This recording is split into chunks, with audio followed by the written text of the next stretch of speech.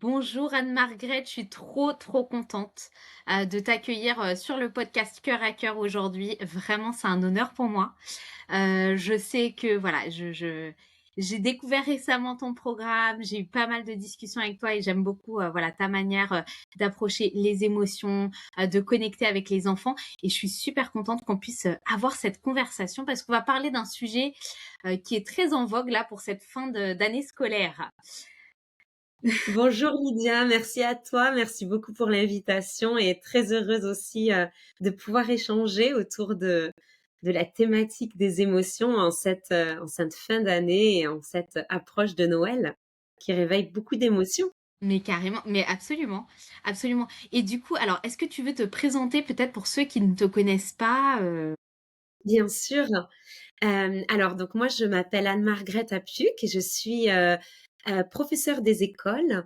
J'ai enseigné dans les Pyrénées en France et puis ensuite pendant une dizaine d'années à Sydney en Australie où j'ai pu là-bas m'inspirer d'un système éducatif très tourné autour du bien-être émotionnel des enfants, du développement émotionnel, du développement de la confiance en soi chez les enfants.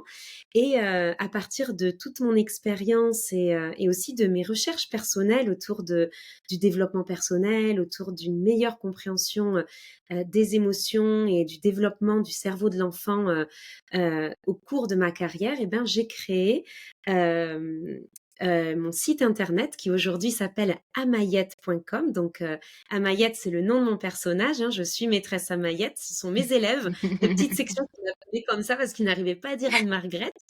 Et sur ce site internet, eh ben, je propose ben, mon programme justement autour des émotions pour aider les enfants à mieux comprendre, mieux réguler leurs émotions à travers des petites vidéos ludiques, mais aussi des supports à imprimer autour vraiment de cette intelligence émotionnelle. Ouais, ouais, c'est vraiment quelque chose qui est très marquant. Euh, ce que tu m'avais aussi expliqué, c'était que cette inspiration, donc en Australie, où justement, bah, en fait, les compétences de vie, elles ont une vraie place, en fait, sur comment transmettre à nos enfants, pas seulement compter et écrire, mais aussi comment interagir avec les autres et puis bah, se comprendre soi pour ensuite pouvoir mieux gérer les différentes interactions sociales qui peuvent parfois être tendues, hein. Exactement et c'est vraiment pour le coup là-bas, c'est une matière, à part entière en fait. C'est-à-dire que, pour les enfants, mais depuis donc ce qu'on appelle la preschool, donc l'équivalent de la maternelle, en fait le développement émotionnel, la compréhension des émotions, le développement de la confiance en soi, c'est en fait au cœur des apprentissages au même titre que, chez nous on pourrait avoir le développement du langage, le développement Mmh. des compétences mathématiques par exemple.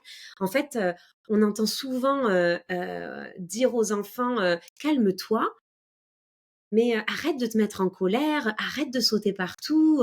Mais oui, mais comment on fait ça en fait? Comment on fait pour se calmer? Comment on fait pour apaiser sa colère?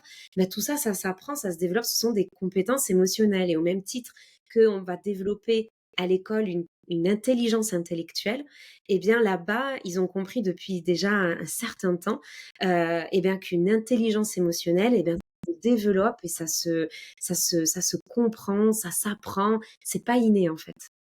C'est fabuleux. Et donc finalement, toi, ce que tu as pu apprendre, découvrir là-bas, tu le transmets au travers de ton programme, de ce programme en ligne dont tu parles. Exactement. Moi, j'ai eu le plaisir de pouvoir découvrir ce programme, voir à quoi il ressemblait. Mes 3 plus jeunes enfants ont pu en profiter. Je me souviens hein, que mon fils qui a 9 ans était là, oh, non, non, ça C'est pour m'intéresse les pas. Puis les deux autres ont regardé, tiens, c'est quoi? Ah là, il était très curieux. Non, mais c'est vrai que c'est très chouette parce qu'en fait, c'est très ludique, c'est très tangible pour eux. Et puis, en fait, ça connecte directement avec cette partie du cerveau qui est prêt à apprendre, en fait. Est-ce exact que tu veux nous en parler un petit peu? Parce que je trouve ça assez fabuleux, cette oui, manière dont tu as constitué et oui. mis en place ce programme. En fait, dans mes classes, j'avais vraiment cette envie d'aider mes élèves à mieux comprendre leurs émotions parce que dans une salle de classe, eh ben, il y a beaucoup d'élèves et du coup beaucoup d'émotions aussi et je voyais bien que ces émotions prenaient tant de place que du coup, il y avait besoin de les comprendre, de les apaiser pour pouvoir mieux fonctionner ensemble et donc du coup comme j'avais, des enfants de petite section, puis ensuite j'ai eu des enfants, des CE1 aussi, mais je voyais bien que pour les petites sections, parler des émotions, c'était très compliqué, c'était très abstrait. Donc oui, ils allaient pouvoir poser des mots sur, je me sens content ou contente, je suis en colère ou je suis triste, mais je voyais bien que c'était quelque chose d'assez limité et comme tu disais tout à l'heure, tu as utilisé le mot tangible, c'était ça, je voyais que c'était pas tangible du tout pour eux et comme cette partie du cerveau qui permet de comprendre, prendre du recul et réguler les émotions n'est pas encore formée, ben je me suis demandé comment je peux faire pour emmener ces petits bouts à parler, à comprendre ce qui se passe à l'intérieur d'eux de manière beaucoup plus concrète, beaucoup plus tangible. Donc du coup, très rapidement dans mes classes, j'ai commencé à parler de petits lutins. Et donc pour moi, j'ai personnifié en fait les émotions pour rendre ce concept beaucoup plus compréhensible pour les plus jeunes.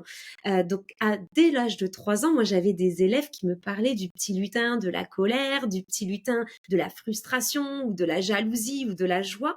Et en fait, ce que j'expliquais, c'est que les émotions, c'était comme des petits lutins à l'intérieur de nous qui soit dormaient, mais donc étaient toujours présents à l'intérieur de nous, mais soit ils dormaient, soit ils se réveillaient, ils grandissaient, ils étaient très grands, ils étaient un peu petits, et c'était à chaque fois ces émotions qui se réveillaient à partir de quelque chose que l'on entendait, que l'on voyait, quelque chose auquel on pensait aussi. Donc quelque chose qui va venir réveiller une émotion et qui va nous faire agir d'une certaine manière. Donc en fait, dans mes classes, j'ai vraiment essayé de rendre ça le plus ludique et le plus accessible possible. Et comme j'ai vu que ça marchait tellement bien, en fait, j'avais des parents qui venaient me voir et je pense notamment à un enfant en CE1, donc qui avait 7 ans et qui était très, très, très sujet aux crises de colère, qui parfois même lançait des chaises, hein, lançait sa chaise dans la classe quand il était Mmh, mmh, en mmh. crise de colère, donc c'était très violent. Et c'était un petit garçon pour qui cette méthode que j'ai créée à partir de cette personnification des émotions, eh bien, a énormément bien marché. Et sa maman me disait parfois le lundi matin, en me déposant son petit garçon, mais Anne-Margrethe, c'est quoi cette histoire de petit lutin? Parce que mon fils, ce week-end, il m'a dit: «Écoute maman, j'ai le lutin de la frustration qui se réveille et là, j'ai vraiment besoin que tu m'aides».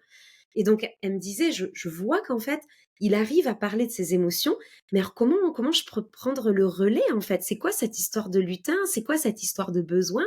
Et à partir de là, quand j'ai vu que les parents eux-mêmes me demandaient des conseils parce que les enfants parlaient à la maison de ce qu'ils apprenaient en classe, c'est là que je me suis dit: «Ben, en fait, oui, il faut que je trouve un moyen de partager tout ça et de créer ça sous forme voilà, d'outils disponibles à la maison, disponibles pour les parents, mais aussi pour les enseignants, pour justement aider les enfants à poser des mots sur ce qu'ils ressentent, parce que c'est vraiment pas facile déjà de comprendre soi-même ce qu'on ressent, mais encore plus difficile de le transmettre en fait. Comment on accompagne un enfant à mieux comprendre ce qu'il vit. Et tu vois, tu parlais tout à l'heure de ton garçon de 9 ans et c'est très marrant parce que ça fait vraiment écho à ce que certains parents me disent, c'est-à-dire que quand ils entrent dans ce programme avec leurs enfants, ben, ils me disent, mais en fait, moi-même, j'apprends des choses par rapport à mes propres émotions parce que souvent, notre Mmh. génération, on n'a pas appris ça quand on était enfant.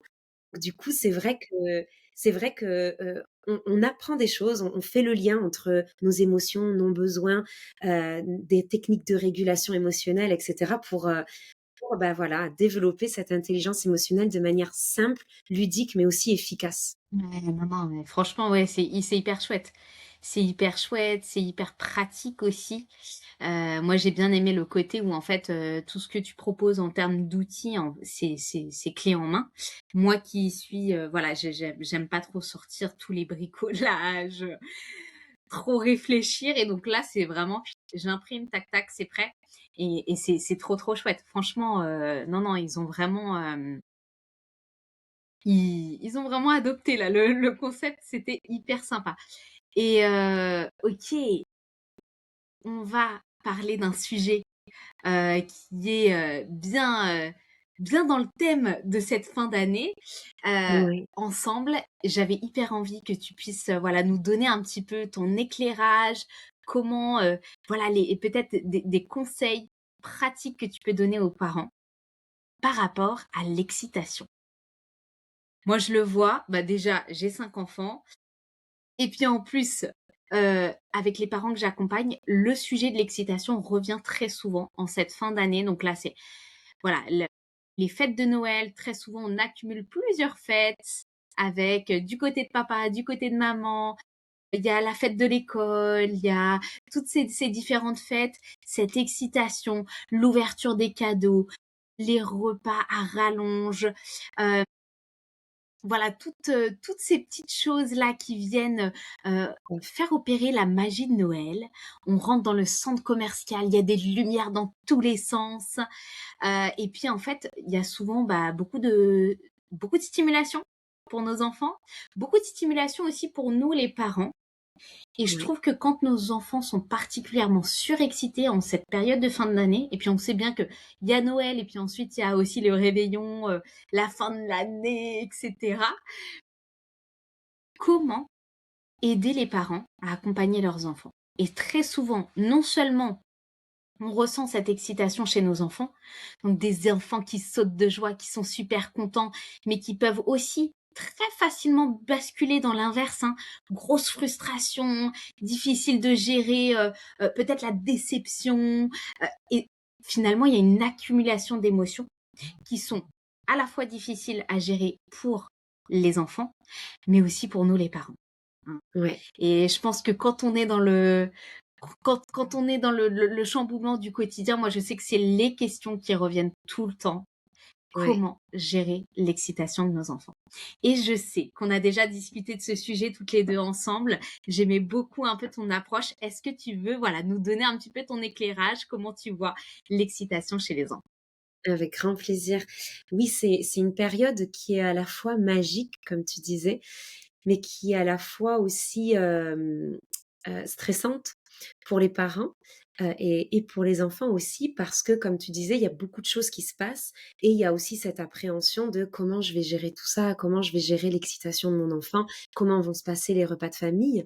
Il y a une pression aussi, hein, que qu'on se met, en tant qu'adulte, pour avoir un peu le Noël parfait Mmh, mmh, mmh, qui, mmh, mmh. aussi en tension sur nous et les enfants vont absorber aussi cette tension que l'on va mettre sur nos propres épaules, à savoir de, je veux que le dîner soit parfait, je veux que mon enfant ait un Noël parfait, qu'il se réveille avec des lumières dans les yeux, des étoiles plein les yeux et donc toute cette pression que l'on s'ajoute, elle vient s'ajouter aussi à on va le voir, cette fatigue et cette accumulation d'émotions qui vient s'ajouter.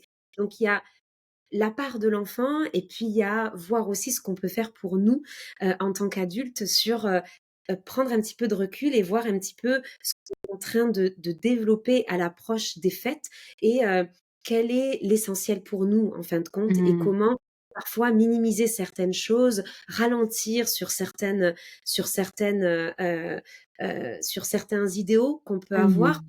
justement, mettre un petit peu moins de pression et apaiser un petit peu les choses.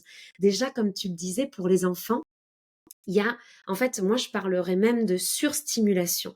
Il y a une véritable surstimulation des sens, en fait. Mmh. Heu, soit, visuelle, quand on va quelque part, comme tu disais, il y a des lumières partout, il y a de la musique partout et puis des jouets, des en fait, le la frustration est très, très présente parce qu'en fait, il y a une surexposition à des choses qui feraient plaisir à l'enfant que ce soit à la télé, hein, via la publicité, les jouets, voilà le super jouet qu'on peut avoir, etc. Quand on va dans les magasins, il y a tout plein de trucs qui sont mis en évidence, tout plein de décorations qu'on a envie de toucher, qu'on a envie de tester, etc. Euh, comme tu disais, il y a à l'école, il va y avoir la fête de fin d'année. Donc là aussi, il y a une forme de pression, hein, parce qu'il y a les répétitions, il y a un changement de routine, parce qu'il faut répéter plusieurs fois. Il va y avoir les parents qui vont venir regarder le concert de fin d'année on va partager le goûter. Donc il y a une surstimulation en fait des sens, que ce soit à l'école et que ce soit à la maison, que ce soit dans les magasins.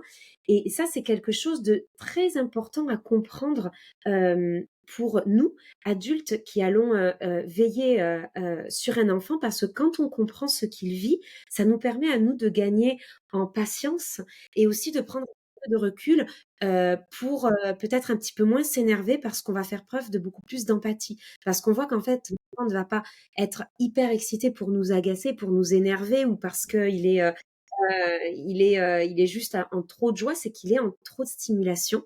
Et son cerveau, lui, qui est très immature, puisqu'il y a ce cerveau émotionnel qui est très actif à cette période-là, cette excitation, soit si on croit au Père Noël, et ben le Père Noël qui va arriver, soit même si on parle pas du Père Noël, les cadeaux, on va avoir plein de cadeaux. Donc il y a cette imagination qui arrive, cette anticipation qui crée beaucoup de tension, de excitation. Et donc le cerveau émotionnel, la partie émotionnelle du cerveau est très active.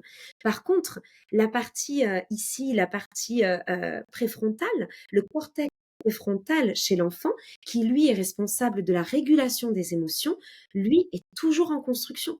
Cette partie-là est toujours très immature, et rappelons-le, cette partie met 25 à 30 ans à se développer.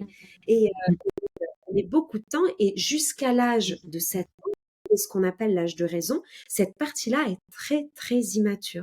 Ce qui veut dire que l'enfant est dans l'incapacité totale de se réguler tout seul. Il a besoin de ce qu'on appelle un co-régulateur. Donc souvent c'est nous.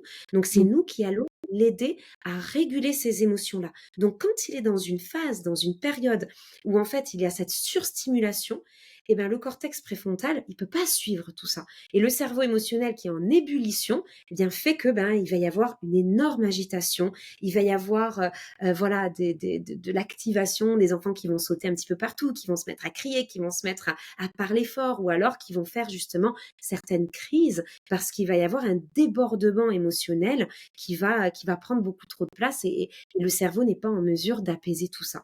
Donc déjà, quand on comprend que l'enfant ne fait pas exprès pour nous agacer, ou parce que juste il est trop joyeux et qu'il ne peut pas redescendre un petit peu de son petit nuage. C'est pas ça du tout. C'est que juste il n'a pas les moyens physiologiques de pouvoir apaiser tout ça. La rupture de la routine aussi, hein, le changement, les décalages horaires, beaucoup de bruit, beaucoup de fatigue qui a été accumulée. Ils ont été à l'école depuis septembre.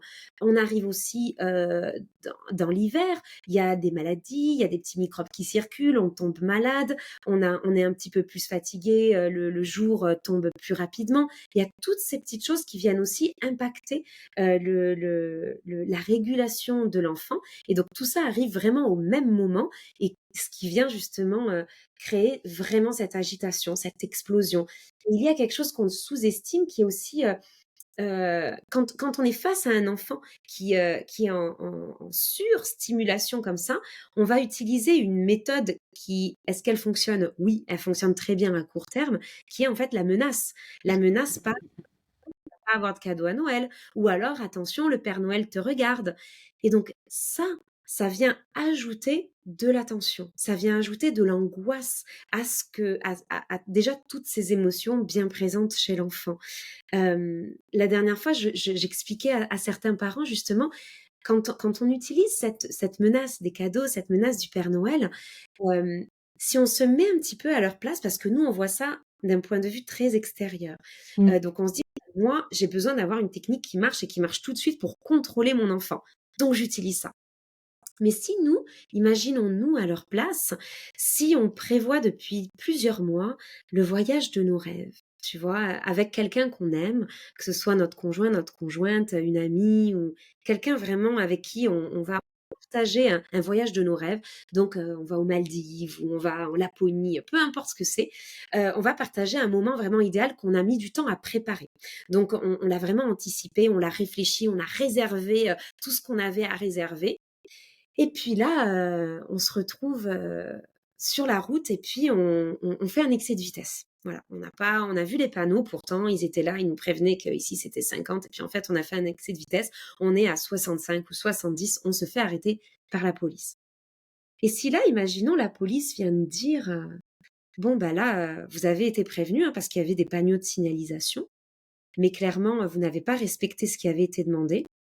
eh bien, pour, que vous compreniez bien la leçon et que ça ne se reproduise pas, eh bien, votre voyage de vos rêves que vous avez préparé là avec la personne de votre choix, eh ben, il va être annulé.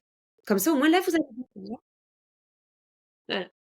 Donc Mmh. là, au moins, vous allez comprendre parce que ça va vous faire si mal, ça va tellement vous ennuyer, ça va tellement vous frustrer que peut-être on va vous dire: «Beh, vous réfléchirez à 2 fois la prochaine fois». Voilà. La prochaine fois, avant de faire un excès de vitesse, beh, vous réfléchirez un petit peu à ça et vous vous demanderez si vraiment ça vaut le coup ou pas de faire cet excès de vitesse.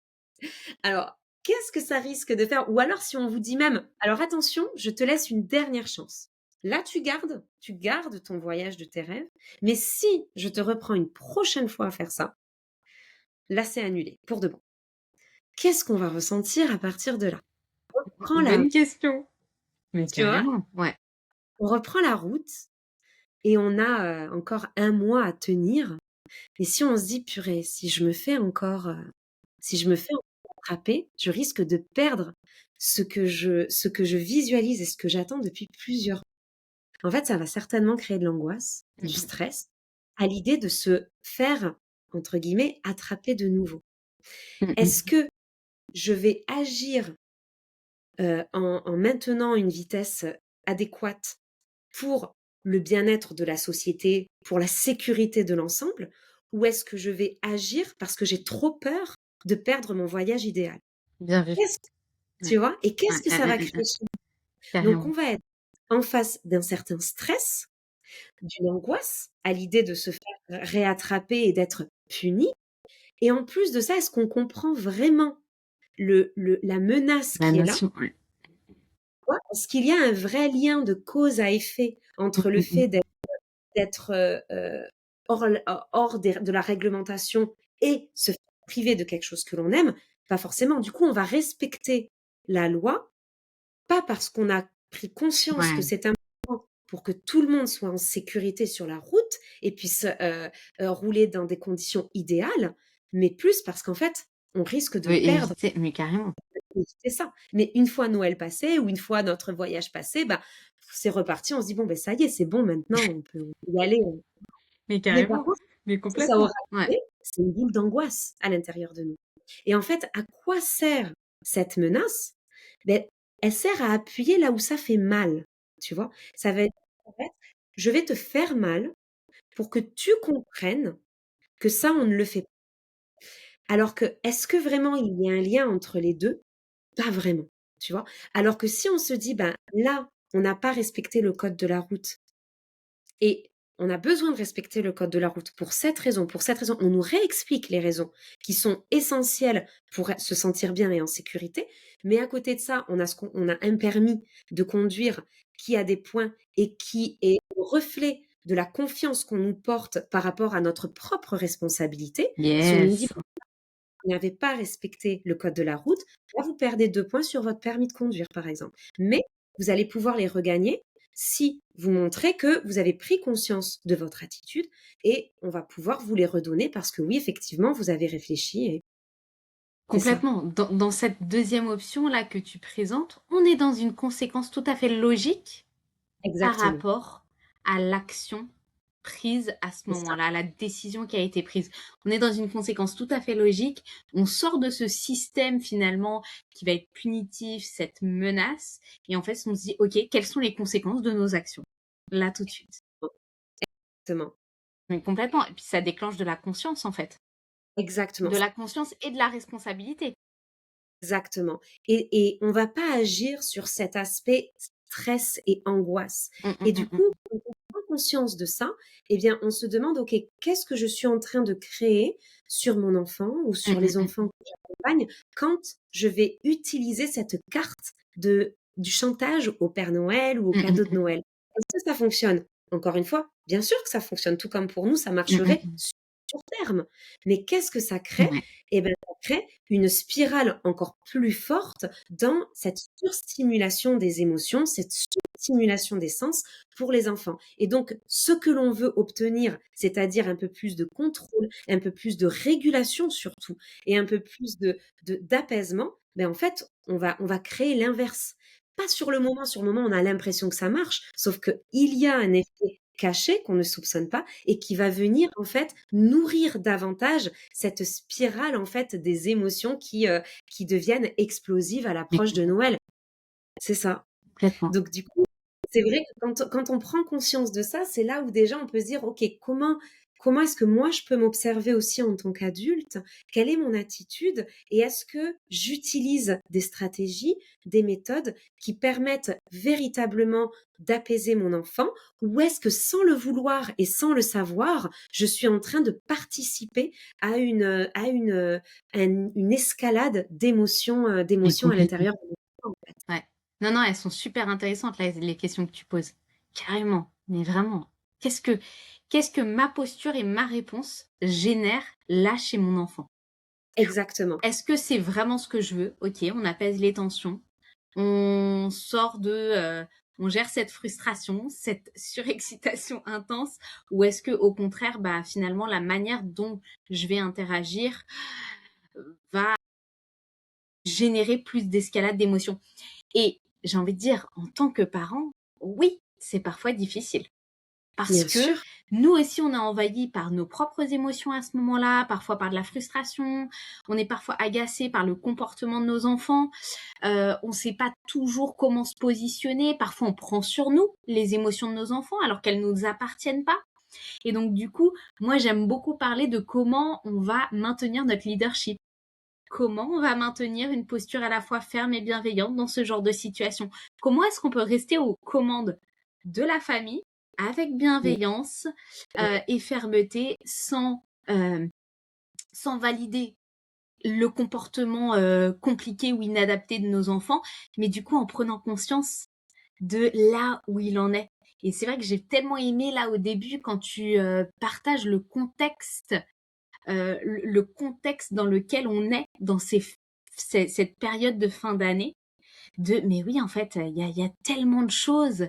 Il y a la fatigue, il y a l'hiver qui arrive, il y a l'école qui s'enchaîne pendant plusieurs semaines de suite, et en plus, toutes les différentes fêtes, on se couche tard, on se lève tôt, il y a plein de choses à ouvrir. Il y a aussi, bah, finalement, les enfants ressentent aussi l'énergie des parents, et puis on va se l'avouer que nous aussi, parfois, on est stressés pendant ces périodes de fête, de voilà, trouver tous les cadeaux, faire le repas de rêve, etc. Mais Ah, complètement. c'est une Mais course en carrément, fait. C'est là où, nous-mêmes, c'est intéressant de se demander, de prendre du recul pour se demander où est-ce qu'on ouais, se positionne? Est-ce que je suis en carrément, train de courir là? Et est-ce que je suis OK avec le ouais, fait de courir?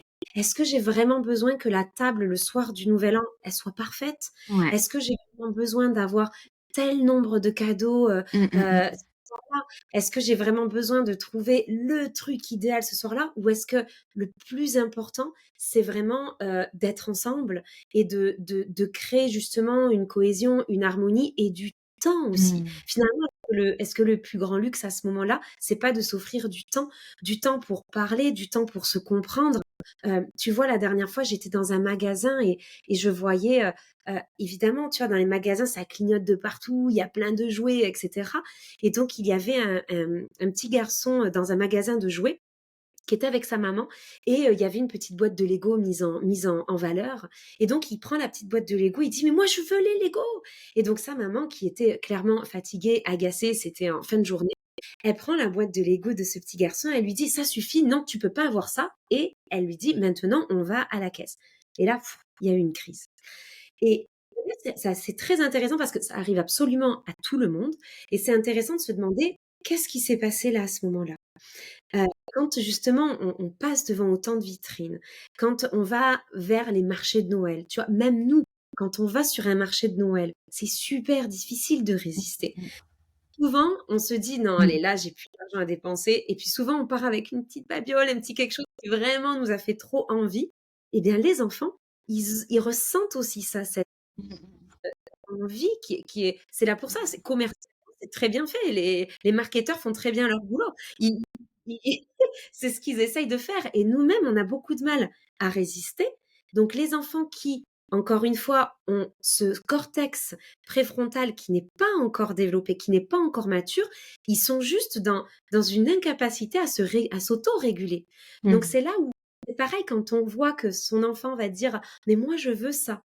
Eh bien, plutôt que se sentir nous-mêmes menacés en se disant: «Oh là là, ah mais là mais je peux pas lui offrir ça, non». Se demander: «Est-ce qu'il est en train là de dire: "Achète-moi ça"?» ou est-ce qu'il est en train là de dire: «Ça, ça me fait envie»?» et passer un peu de temps là-dessus. Offrir ce temps à se mettre à sa hauteur et lui demander, «Ah ouais, ça te fait envie ça? Toi, tu aurais envie de ça? Mais dis-moi pourquoi? Qu'est-ce que tu aimes là-dedans?» Donc sur cette boîte à Lego, qu'est-ce que tu aimes? C'est, le thème, je sais pas, de la jungle, avec cette boîte à Lego? Ou c'est la boîte, des Lego de cow-boy? Qu'est-ce qui te fait envie là-dedans? Ah, c'est parce que tu as pas ça? Tu aimes bien les Lego, c'est ça? Qu'est-ce que tu aimes? Tu aimes fabriquer? Tu aimes construire? Tu aimes imaginer? Qu'est-ce que tu aimes faire avec ça? Je vois. On le laisse parler, on laisse de la place à cet engouement, à cet élan. Dans une deuxième étape, on va lui dire: «Mais tu vois, ça peut être une super idée de cadeau.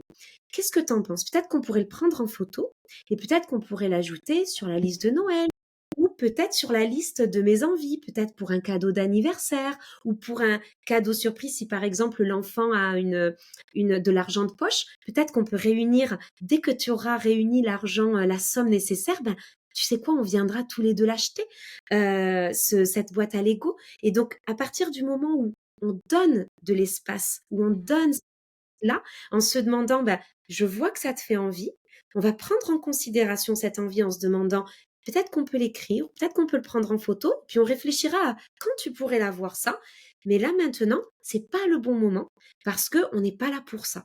Aujourd'hui, on est là pour acheter le cadeau de la petite nièce ou de la petite cousine, etc. On n'est pas là pour ça. Mais par contre, on va pas couper l'herbe sous le pied à ce moment-là. On va faire de la à cet élan.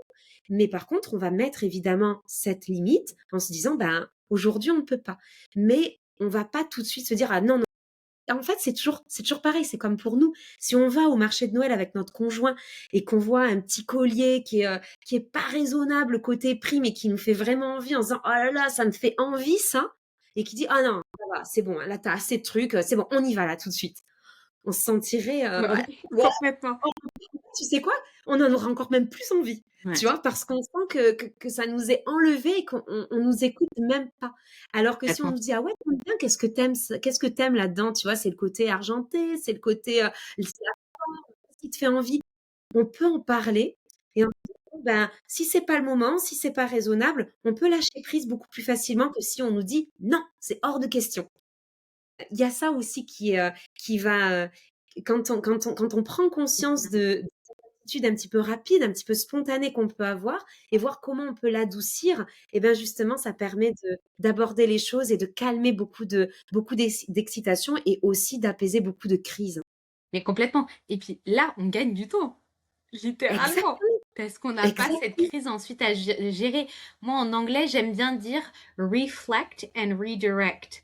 On vient reflect, c'est comme si on connecte avec notre enfant. C'est Ah bah ça, tiens, on établit cette connexion, on reconnaît, et puis en même temps, on redirige c'est vers ça. là où on veut aller. Donc ça ne veut pas dire qu'on va céder à son moindre désir, mais Bah, on va c'est connecter avec lui, puis ensuite le rediriger vers voilà, ce qu'on est la caisse, aller à la caisse ou exact, faire ce qu'on a besoin de faire à ce moment-là et ça ouais, c'est puissant. ça change tout, Complètement, ça change complètement, tout. Oui, complètement.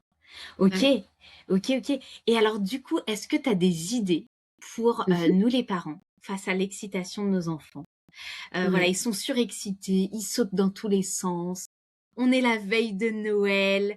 Enfin, voilà. Qu'est-ce qu'on peut faire qui pourrait finalement les aider? Comme tu disais, je connecte tellement avec ce que tu dis sur le cortex préfrontal qui est en pleine maturation en fait quand ils sont tout petits comme ça. D'ailleurs, on dit que le cortex préfrontal commence à mûrir hein, entre 5 et 7 ans pour un Exact. enfant qui a un développement typique, je précise bien. Et en fait, on a besoin de cette co-régulation, de connecter avec nos enfants, de les aider finalement. Est-ce que tu aurais, toi, des petites idées pour nous les parents? Oui. Bien sûr, déjà, ça va être vraiment tu l'as dit, c'est cette co-régulation et cette connexion. Donc c'est le lien avant tout, le lien à préserver avant toute chose, avant de dire oui ou d'avant de dire non, vraiment cette co-régulation grâce au lien. Donc par exemple, poser des mots sur ce qu'il est en train de vivre. Donc là, je vois que tu as l'air vraiment très excité, ou là, je vois que ça a l'air beaucoup pour ton corps aujourd'hui. Il s'est passé beaucoup de choses et je vois qu'il y a beaucoup d'attentes. Et là, j'ai l'impression que tes jambes et tes bras, ils ont envie de danser et de se secouer dans tous les sens. Est-ce que c'est ça? Est-ce que c'est ça que tu ressens? Donc, on va vraiment poser des mots pour que lui vienne valider ou pas ce qu'on est en train de dire et pouvoir lui-même comprendre ce qu'il est en train de ressentir. Donc, la première chose, vraiment poser des mots. Moi, j'utilise aussi beaucoup, on peut en trouver beaucoup, mais sur mon site internet, elle est disponible aussi gratuitement. C'est la roue des émotions. Donc la petite roue des émotions, moi, c'est quelque chose que j'utilise beaucoup avec les enfants et que j'utilise énormément dans mes classes. C'est aller vraiment tourner cette petite roue, cette petite flèche pour dire un petit peu qu'est-ce qu'on ressent maintenant.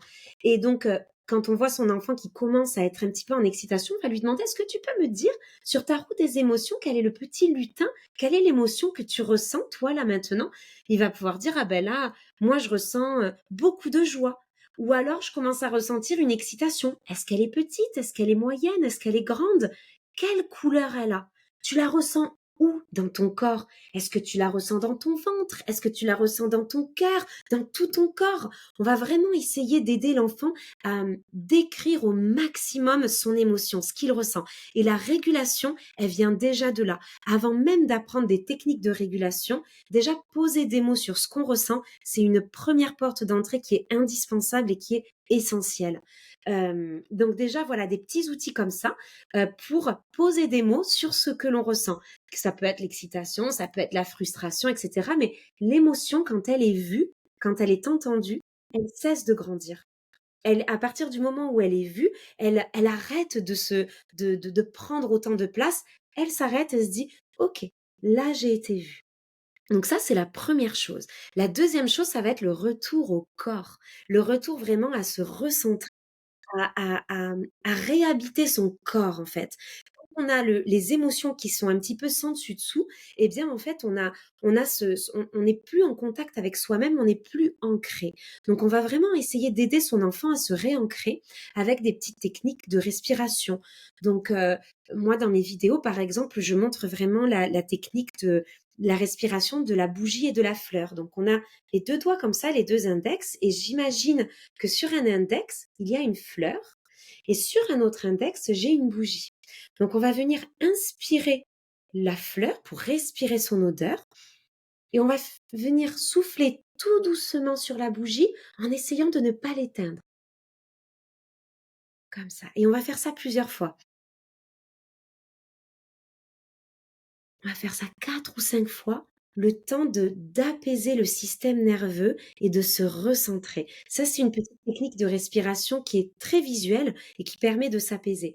Une autre technique de respiration, ça va être la respiration de la montagne. Où en fait, pour moi, je montre la main qui représente la montagne. Et il y a plusieurs sommets sur la montagne.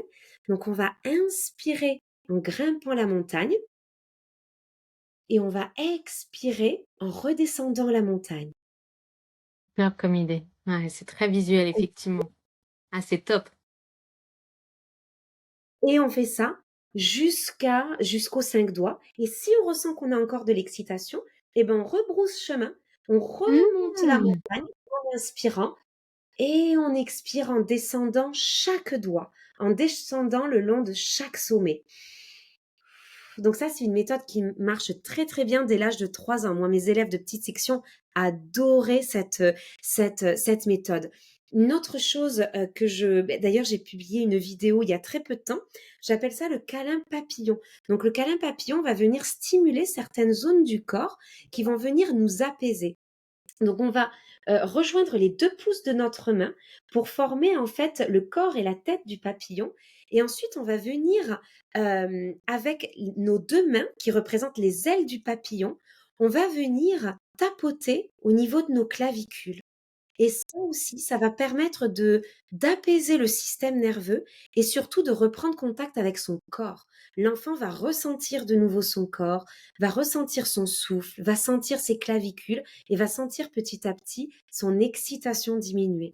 Donc ça, c'est un retour au corps qui permet d'apaiser un petit peu le trop plein d'émotions. La dernière chose dont je peux parler, c'est, alors là, j'ai des petites cartes, par exemple. Moi, je les utilise pour euh, une émotion forte comme la colère. Donc, moi, je les appelle des cartes SOS colère, mais on peut tout à fait faire des cartes SOS excitation ou SOS au calme, venir lister sur des petites cartes qu'on va mettre dans une boîte, la boîte du calme ou la boîte SOS calme ou SOS colère, des petites idées. Sur chaque carte, on va mettre une idée qui va venir aider l'enfant à trouver une solution pour venir euh, extérioriser son trop plein d'excitation. Par exemple, là, tu vois, sur la carte, je fais semblant de jouer de la batterie et de chanter fort. Donc là, ça va être pour venir expulser un petit peu le trop plein d'énergie. Là, on va avoir sur cette carte faire du sport, courir, lancer des ballons dehors, pouvoir m'isoler, aller dans un endroit dans lequel je me sens en sécurité, comme ma chambre ou une petite cabane. Serrer fort mon doudou préféré, fermer les yeux et m'imaginer dans un endroit que j'adore. On va compter de 1 à 10 et de 10 à 1 plusieurs fois, écouter de la musique que j'aime. On va venir Mmh. lister Trop toutes les chouette. petites idées comme ça qu'on va mettre dans une boîte. Et moi, c'est quelque chose que j'avais dans mes classes, hein, et je l'ai laissé à disposition. Et quand mes élèves ressentaient un trop plein, bien, ils venaient prendre quelque chose qui les aidait à se calmer. J'avais aussi la technique de la grosse voix et de la petite voix. Dans la classe, par exemple, on avait toujours la petite voix. Mais quand on avait besoin de sortir la grosse voix, eh bien, on avait la possibilité d'aller dehors et de crier, de sortir la grosse voix. Donc, si par exemple, on est en excitation à l'intérieur de la maison et qu'on a besoin de sauter, de crier, eh bien, soit on va sur le balcon, ou soit dans son jardin, ou soit on va dehors et on va dire, tu sais quoi, allez, là, on va courir et on va aller relâcher la grosse voix et on va crier, et on va sauter et on va se dépenser, on va faire la danse du lutin de l'excitation, on va agiter un petit peu ses bras partout pour relâcher tout ça. J'avais une technique aussi, c'était la technique du spaghetti que mes élèves adoraient. Donc on se transformait en spaghetti tout dur, donc on a la Mmh. version spaghetti tout dur et spaghetti tout cuit. Donc le C'est spaghetti trop qui bien. est cru, il est tout dur et le spaghetti qui est cuit, il est tout mou. Donc en fait, on va contracter tous les muscles et on va se mettre tout droit, mais les muscles du visage, les poings, les jambes, les Mmh. bras, le tout, et ensuite on relâche tout et on souffle et on se transforme en spaghetti tout mou. Et on va faire ça 3, 4 fois, ça aide à vraiment évacuer ce Trop trop chouette. plein d'énergie, ce trop plein de tension. Donc on va avoir ces petites techniques de régulation vraiment émotionnelle qui vont permettre et à la fois de se connecter à son enfant et à la fois de l'aider vraiment à relâcher le trop plein de tension. Ah, c'est juste génial. Non, non, franchement, là, je pense que tous les parents qui nous écoutent, là, ils sont en train de prendre des notes. Ils sont partis chercher leur petit calepin, là, parce que, en fait, finalement, c'est des choses tellement concrètes, tellement C'est ça, tangibles pour nous, les parents, à mettre en place avec nos enfants. Et donc, du coup, ça connecte tout de suite. En plus, enfin, je veux dire, on est vraiment sur la même longueur d'onde, parce que moi, je dis souvent, bah, au travers du mouvement, qu'est-ce qu'on peut faire? c'est Qu'est-ce ça. qu'on peut faire? Allez, parfois, faut juste mettre le manteau, on va sortir dehors un petit peu. Libérer cette tension. Parfois, moi, je propose aux parents, quand il y a beaucoup de monde autour, de prendre son enfant avec soi, puis d'aller se faire un petit temps de pause dans un endroit plus calme, pour C'est juste ça. connecter, redescendre en pression avant de retourner un petit peu dans cet espace où il peut y avoir de l'énergie, de la surstimulation. Mais oui, franchement, c'est des exemples tellement concrets. Donc, merci. Merci beaucoup, Avec beaucoup. Non, non, c'est trop, trop chouette. Franchement, là, c'est vraiment riche, tout ce que tu nous as donné, tous ces exemples. On repart avec du pratico-pratique, comme j'aime. Je trouve ça trop, trop génial. Et du coup, si il y a des parents là qui veulent en savoir plus sur ce que tu fais, ce que tu proposes, te découvrir, où est-ce qu'ils peuvent te trouver? Ils peuvent me trouver, alors sur mon site internet qui s'appelle donc amayette.com, M-A-A pardon, amayette.com, amayette.com. J'ai aussi une chaîne YouTube dédiée aux enfants. Donc, ma chaîne YouTube Amayette. Ils peuvent aussi me trouver sur Instagram avec toujours pareil, Amayette, sur lequel, en fait, sur ce réseau, voilà, je propose plein de petits conseils, des petits outils, des extraits aussi, des vidéos que je fais pour les enfants, des petits aperçus comme ça réguliers de tout ce que je propose. C'est trop, trop génial. C'est vraiment génial. Ce que je vais faire, c'est que je vais mettre toutes ces informations dans la description du podcast. Comme ça, vous avez plus qu'à cliquer. Vous allez pouvoir retrouver, ce que Anne-Margrethe, propose. D'ailleurs, en fait, tu nous offres aussi, là, pour tous ceux qui nous regardent, un code promo, donc n'hésitez surtout pas, à en profiter, là, pour, voilà, le programme que tu proposes qui est absolument génial et qui fait finalement l'outil, pratique à la fois pour les enfants et pour les parents à prendre en main facilement. Merci d'ailleurs beaucoup, beaucoup pour ça. Franchement, Avec c'est grand trop, plaisir. trop chouette. Et est-ce que tu aurais, voilà, un dernier encouragement là pour les parents qui vont arriver, dans cette période de fête de fin d'année? Ouais. Moi, j'aurais envie de dire, j'aurais envie d'encourager à la simplicité. La simplicité pour le retour à l'essentiel, en fait. Encore une fois, on se met beaucoup de pression pour aller vers la perfection, mais quand nous-mêmes, on se souvient des meilleurs moments qu'on a passés dans notre enfance, c'était pas la table parfaite, c'était pas le repas parfait, c'était les connexions, c'était les échanges, c'était les sourires, c'était les rires. Et plus on se simplifie la vie, plus on est dans la détente, plus on se donne le droit d'être dans de l'imperfection et dans la simplicité, et plus on laisse de l'espace à ces temps de connexion, de rire, Mmh. de sourire, d'imperfection en fait, qui laisse place à, eh ben, il y a un enfant qui est un petit peu agité, eh bien, c'est pas grave, on se sent pas menacé. On Voilà, vraiment, la simplicité et l'imperfection pour vivre mieux les choses. Il y aura pas de Noël parfait et puis il y aura pas d'enfant parfait ni de parents parfaits dans tous les cas. Et l'idée, c'est la connexion avant toute chose. Mmh. Trop, trop bien. Bah, ça rejoint tellement ce dont je parle aussi, donc c'est un super beau message. Merci beaucoup Anne-Margrethe pour ce superbe moment. Vraiment, Avec c'est, grand un plaisir. beau cadeau Merci. là pour nous tous. Et du coup, bah, je te souhaite, une belle après-midi et puis, à très Merci. bientôt. À très bientôt et de très belles fêtes à toi de fin d'année. Merci. Bonne fête à toi et bonne fête à tous ceux qui nous écoutent. Merci Lydia.